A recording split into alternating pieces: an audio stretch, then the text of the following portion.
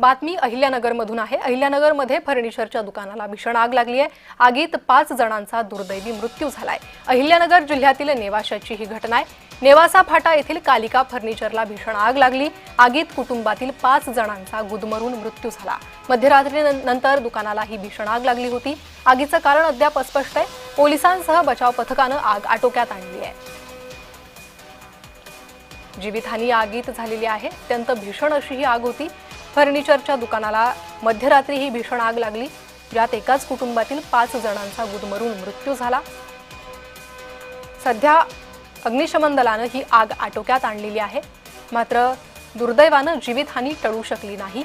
5 जणांचा यात मृत्यू झालेला आहे।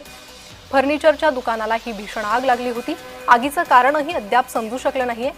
त्या दृष्टीने देखील शोध सुरू आहे।